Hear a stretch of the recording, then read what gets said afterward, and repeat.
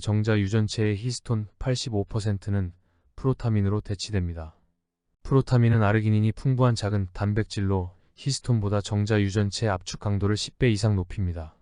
감수 분열 종료 후 시작된 히스톤 교체는 정자의 원형 머리 모양을 운동성 유선형으로 바꿉니다. 이때 기존 새겨졌던 대부분의 히스톤 표지는 없어집니다. 남아있는 15%의 히스톤 표지가 다음 세대로 넘어갈 수 있지만 DNA 메티라 표지와 같이 수정 후 재편성 과정에서 거의 제거됩니다. 따라서 작은 비아모아 RNA가 정자를 통한 후성 유전 표지 전달의 주된 매체로 대두됩니다. 단백질을 암호화하지 않는 작은 비아모아 RNA는 길이가 56클리오타이드 정도이며 여기에는 piRNA, siRNA, miRNA, tsRNA, rsRNA 등이 있습니다.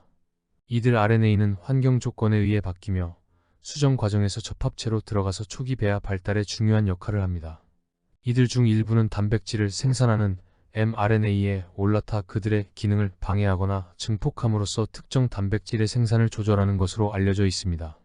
하지만 snc-RNA 종류에 따른 배아 발달 간섭 메커니즘에 대해서는 많은 부분 알려져 있지 않으며 현재 연구가 활발히 진행 중에 있습니다.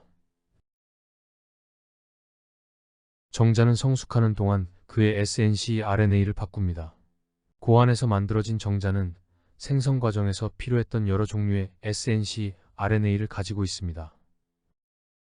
이들 정자는 부고안을 통과하면서 운동 능력을 갖게 되는데 이 과정에서 정자는 부고안 세포가 만들어내는 작은 소포체를 흡수합니다. 그 작은 소포체에는 한 개인의 건강 상태를 대표하는 생체 분자 조각들이 많이 있습니다. 정자는 성숙 끝 무렵에 소포체로부터 miRNA와 tsRNA 그리고 그에 잘려진 조각 TRF를 대량 공급받습니다. 이때가 정자의 snc-RNA 조성이 바뀌는 민감한 시기입니다. 먹은 음식이나 심리 상태에 따라 쉽게 바뀝니다. 따라서 snc-RNA는 한 개인의 심신 상태를 실시간으로 반영하는 후성 유전 표지입니다. 이들은 DNA 메티라 혹은 히스톤 변형과 협동하면서 혹은 잠자고 있는 전이인자의 활동을 조절함으로써 초기 배아 발달 궤적을 바꿀 수 있습니다. 한 개체가 경험한 환경 상태에 대한 정보가 정자 snc-RNA 조성으로 투영된다면 그 RNA의 종류, 염기서열, 3차 구조, 그리고 변형 정도로부터 차세대에 나타날 표현형 변이를 설명할 수 있습니다. 이를 정자 RNA 코드라 합니다. 여기 그림은 그간 실험 동물로 연구된 RNA 코드의 예를 보여줍니다. 예를 들면 고지방 식이는 tsRNA나 rsRNA의 변화를 통해 당뇨나 여러 대사성 질환이 차세대로 전달되며 심리적인 트라우마는 miRNA나 lncRNA의 변화를 통해 스트레스성 대사 및 행동 장애가 자식에게 나타나게 합니다. 차후 데이터가 축적되면 이러한 정자 RNA 코드로부터 차세대에 나타나는 표현형을 정확하게 예측하고 대처할 수 있게 될 겁니다. 과학자들은 농약이나 중금속 등 강한 자극보다는 일상에서 접할 수 있는 환경 효과가 차세대 표현형 변이로 투영되는지를 알아보는 연구에 비중을 두었고 그 결과에 중요한 의미를 부여합니다. 이미 소개한 바와 같이 일상의 자극은 고지방 음식이나 어릴 적 경험한 트라우마 등으로 실험 동물을 이용하여 얻어진 결과는 인간의 생리와 심리적 측면과 일정 유사성이 있기에 관련 연구가 꽤 진행되었습니다. 처음으로 사람으로 이행한 연구 결과가 최근 발표되었습니다. 탄수화물 중심의 식단이 가져오는 정자의 snc-RNA 조성 변화와 그 RNA의 특성을 파악한 연구입니다. 곧바로 소개할 겁니다. 심리적 트라우마와 관련해서는 실험 동물을 대상으로 어떤 종류의 snc-RNA가 변하며 그러한 RNA가 과연 자식 세대에서 아빠의 병적인 심리를 탑습하게 했는지를 물어본 연구를 소개할 겁니다.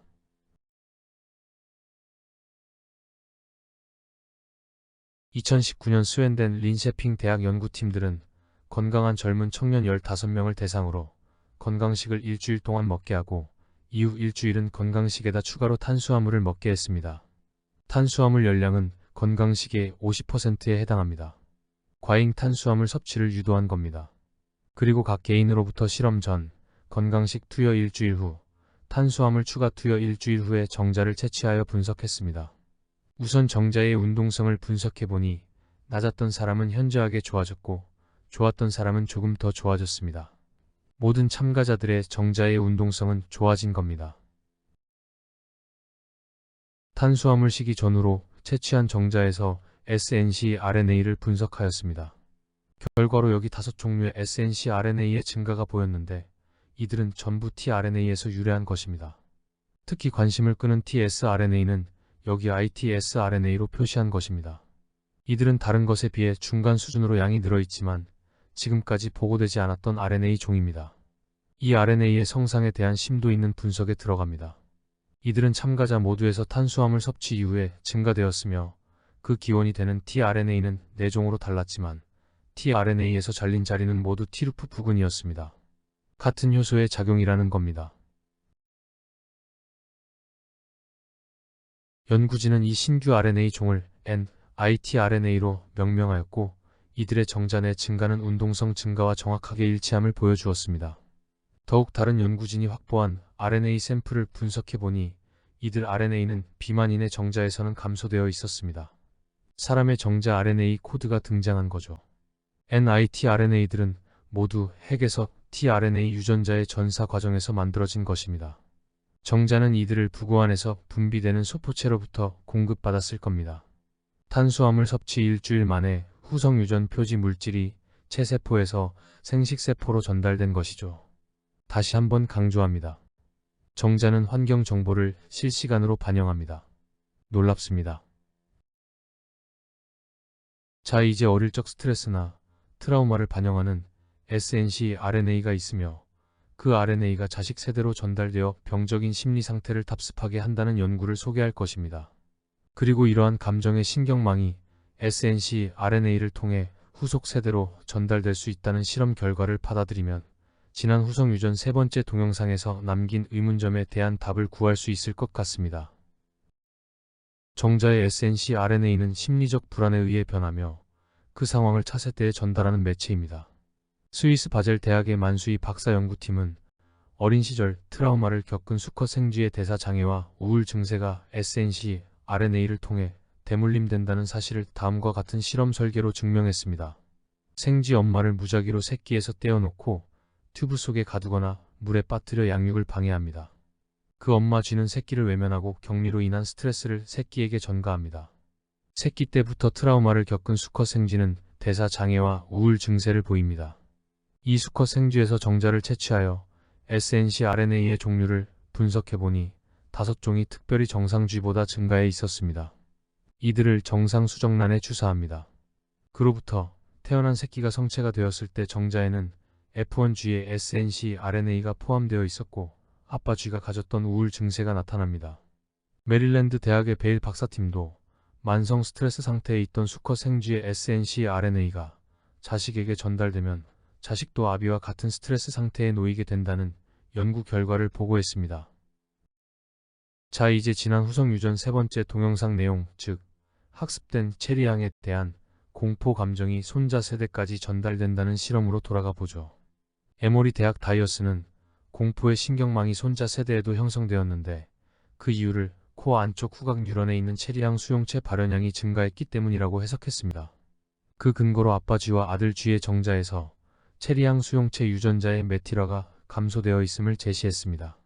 이 증거는 아빠 쥐의 체리양 민감성이 아들 쥐와 손자 쥐에 전달되었음을 말해주지만 공포감 전달은 설명하지 못합니다. 체리 냄새를 더 잘 맡는 것과 공포감을 느끼는 것이 한 묶음으로 전달되지 않는 한 공포감 전달의 실체를 따로 밝혀야 합니다. 여기서 주장하고 싶은 부분은 공포감은 SNCRNA 형태로 후속 세대에 전달되었을 거라는 점입니다. 정자의 SNCRNA는 스트레스 상태에서 변하며 그 상태를 차세대에 전달하는 매체 중 하나라는 상황 증거는 차고 넘칩니다. 그리고 SNCRNA가 조절하는 유전자의 정체도 밝혀지고 있습니다. 공포감은 동물에게 가해지는 아주 강력한 스트레스입니다. 따라서 체리양 공포의 대물림도 SNCRNA 전달을 통하여 이루어졌을 가능성이 매우 높습니다. 만약 그러한 사실이 증명되면 새끼 쥐에 형성되는 공포의 신경망에는 두 독립된 후성 유전 표지의 전달이 관여한다고 할 수 있습니다. 하나는 후각 뉴런의 민감성을 증가시키는 DNA 메티라 표지로 후각망울에서 피리폼 코텍스로 들어오는 신경 신호를 강하게 할 것입니다. 다른 하나는 체리향 뉴런과 공포감 뉴런과 연합을 맺게 하는 SNC RNA 표지입니다. 이 두 후성 유전 표지를 전달받은 새끼 쥐는 의미가 없었던 체리향을 공포의 냄새로 받아들입니다. 자, 이제 지난 후성 유전 세 번째 동영상에 남긴 질문으로 돌아가 보겠습니다. 첫째, 어떻게 정자로 수정된 알이 발생 과정에서 일어나는 온갖 역경을 견디어 성체가 된 후에도 그 낮은 메틸화 상태를 유지하는가? 이 질문에 대해서는 후성 유전 네 번째 동영상에서 답을 했습니다. 환경 압력이 강력하지 않은 자연스러운 조건에서도 어떤 후성 유전 표지는 두 번의 유전체 재편성 과정에서 살아남을 수 있다. 둘째, 자식 세대에서 체리향 수용체의 증가가 왜 공포감으로 연결되는가? 스트레스 관련 SNC RNA 전달로 답을 할 수 있습니다.